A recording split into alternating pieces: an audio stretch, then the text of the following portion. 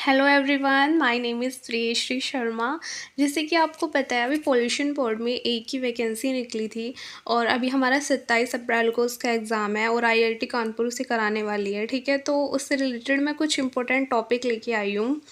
वैसे तो हमारा जो हमने बीटेक में एनवायरनमेंट इंजीनियरिंग पढ़ा है वो उसका सिलेबस है, जैसे वेस्ट वाटर ट्रीटमेंट, सीवेज का ट्रीटमेंट करते हैं। ठीक है, और वाटर के कुछ पैरामीटर्स, ये इंपॉर्टेंट टॉपिक हैं जो आपको अपने बीटेक का जो आपने सब्जेक्ट पढ़ा है एनवायरनमेंट, उससे कवर कर लेने हैं। लेकिन फिर भी कुछ एक्ट हैं जो मैं आपको बताऊंगी। ठीक है, आई होप आप अच्छे से सुनोगे।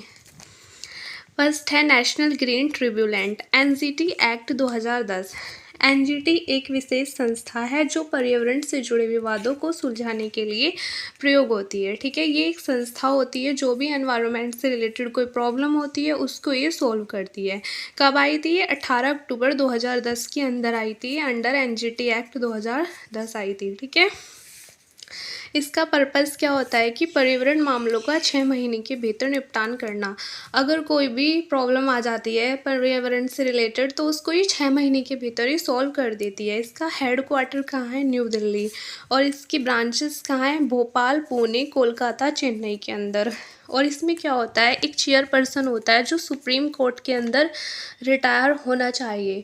और इसमें जो एक्सपर्ट मेंबर है उनकी संख्या 10 होती है और उन्हें कम से कम 15 साल का अनुभव होना चाहिए। ठीक है, पावर क्या है कि एनजीटी पर्यावरण को नुकसान पहुंचाने वालों को जेल कर सकती है, उन पे भारी जुर्माना भी लगा सकती है। ठीक है, तो अब इससे रिलेटेड इंपॉर्टेंट टॉपिक क्या रहे? एक तो आपसे स्थापना पूछी जा सकती है, कब हुआ है, इसका हेड क्वार्टर कहाँ है, इसकी ब्रांचेस कहाँ हैं, कौन कौन इसके अंदर है। ठीक है, एक चेयरपर्सन जो रिटायर होना चाहिए सुप्रीम कोर्ट से, और ये क्या कर सकती है, क्या जेल भेज सकती है, कितना जुर्माना लगा सकती है। एक बात और जो इसमें नहीं है कि जो एनजीटी है उसके अंदर इतनी पावर है कि वो कंपनी के ऊपर लगभग 25 करोड़ तक का जुर्माना लगा सकती है। ठीक है, चलिए आगे चलते हैं। EIA का मतलब है एनवायरनमेंट इम्पैक्ट असेसमेंट। EIA एक विशेष प्रोसेस है जिसमें कोई भी project, thermal power plant, highway को शुरू करने से पहले पर्यावरण की जांच करते हैं। ठीक है, जैसे हमारी कोई कंपनी है वो अपना थर्मल पावर प्लांट लगाने वाली है, हाईवे बना रही है, कुछ भी रिलेटेड है, तो उसमें सबसे पहले क्या होगा, उसे पॉल्यूशन की जांच करनी होगी कि जहाँ पे वो अपना फैक्ट्री बना रहा है वहाँ पर कुछ लोग भी रहेंगे, भाई उन्हें उस धुएं से कितना ज़्यादा नुकसान पहुँचेगा, तो सब चीज़ की जानकारी ली जाती है इस एक्ट में। ठीक है, सबसे पहला है स्क्रीनिंग। इसमें यह देखना कि उसे सरकारी मंजूरी की आवश्यकता है या नहीं। इसमें ये देखा जाता है कि अगर हम इस प्रोजेक्ट को बना रहे हैं, क्या हमें गवर्नमेंट से पहले इसकी मंजूरी लेनी पड़ेगी, क्योंकि गवर्नमेंट, अभी हमने पढ़ा है कि इसके एनजीटी एक्ट में क्या होता है कि ये बंद करवा सकती है। ठीक है, अगर कोई फैक्ट्री बहुत ज़्यादा पोल्यूशन कर रही है तो पहली स्क्रीनिंग होती है, ये देखना कि गवर्नमेंट की मंजूरी लेनी है या नहीं। स्कोपिंग का मतलब है कि यह देखना कि प्रोजेक्ट के कौन कौन से पहलुओं की जांच करनी है, जैसे पानी, हवा, जंगल। ये देखना कि वहाँ का पानी क्या है, उसका पीएच लेवल, हवा की क्वालिटी देखना।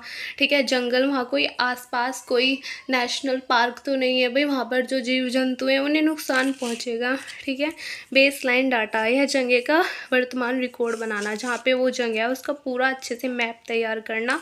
पब्लिक हियरिंग, आसपास के लोगों से पूछना कि उन्हें इस प्रोजेक्ट से दिक्कत है या नहीं, और बाद में रिपोर्ट बनाई जाती है, फिर उसे सरकार के पास जाता है। अगर सरकार को सभी पैरामीटर सही लगते हैं कि भाई ये इतना पॉल्यूशन करेगी, इतना इससे वेस्ट निकलेगा, अगर वो सभी हमारी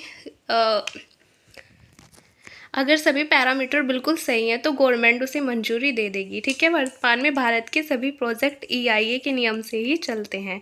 तो भारत में EIA नोटिफिकेशन पहली बार कब आया था? 1994 ईस्वी में आया।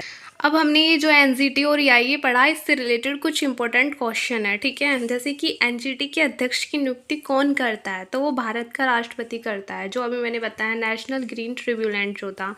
एनजीटी के आदेश के विरुद्ध अपील कर सकते हैं सुप्रीम कोर्ट में 90 दिन में। ठीक है, एनजीटी के एक्सपर्ट मेंबर की संख्या होनी चाहिए 10। एनजीटी के अध्यक्ष का कार्यकाल कितना होता है? 5 साल का। यदि कोई व्यक्ति एनजीटी के आदेश का पालन नहीं करता, उसे कितने साल की जेल होती है? 3 साल की।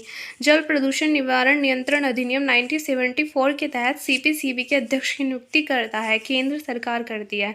और ये CPCB उससे आया था जो हमारा जल प्रदूषण अधिनियम था ना, उससे उसकी सभी गाइडलाइंस पे कार्य करता है ये।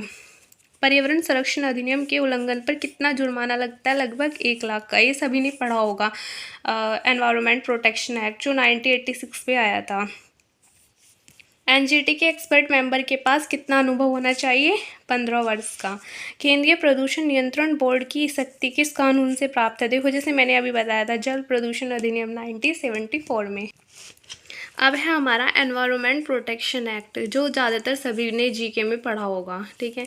इसे छाता कानून कहते हैं क्योंकि ये जलवायु और अन्य गतिविधियों के बीच अच्छी प्रकार से तालमेल बिठाता है। और ये बैकग्राउंड कब हुआ था? आपको पता है कि भोपाल गैस त्रासदी हुई थी, जहाँ पर एक गैस थी मिथाइल आइसोनाइट, उसका रिसाव होने के कारण हो गया था, तो उसे भोपाल गैस त्रासदी कहते हैं। उसी के लिए ये आया था पर्यावरण संरक्षण अधिनियम 1986 में।